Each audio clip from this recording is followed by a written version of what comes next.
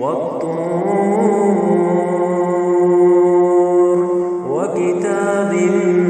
مسطور في رق منشور والبيت المعمور والسقف المرفوع والبحر المسجور إن عذاب ربك لواقع ما له من دافع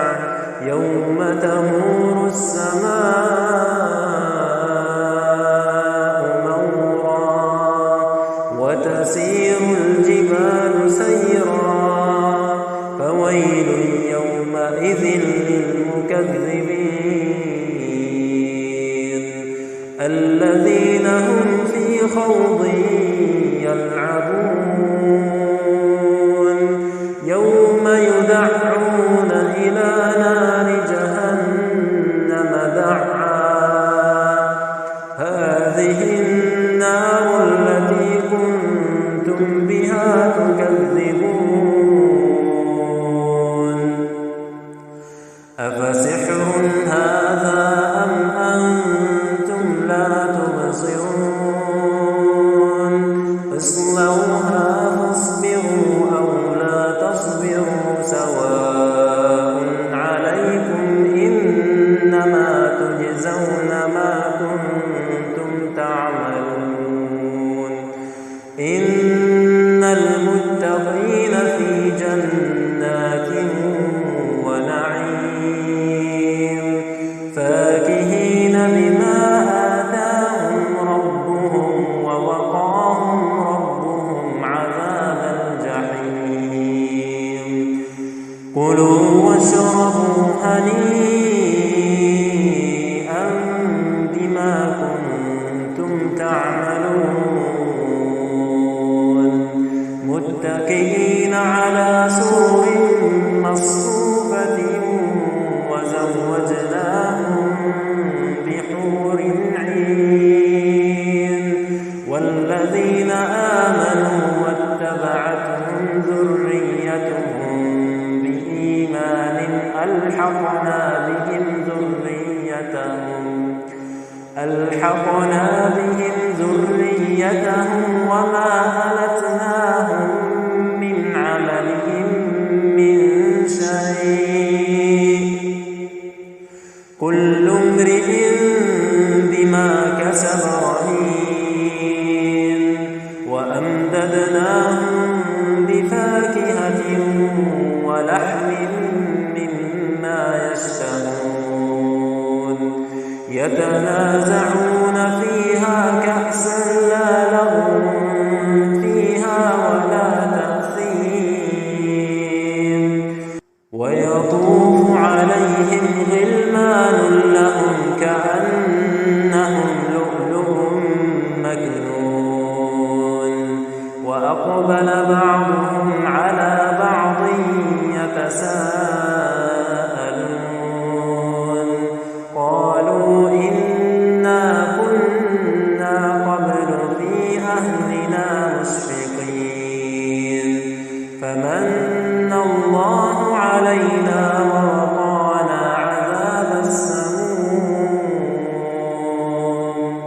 إنا كنا من قبل ندعوه إنه هو البر الرحيم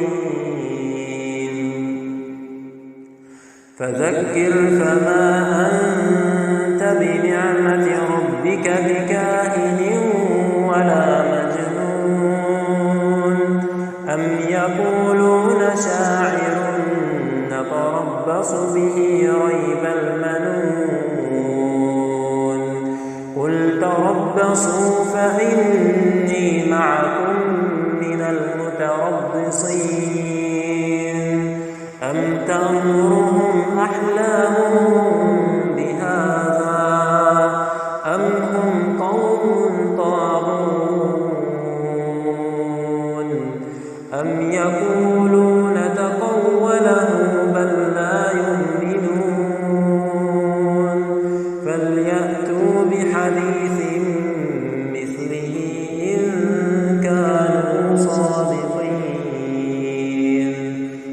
أم خلقوا من غير شيء أم هم الخالقون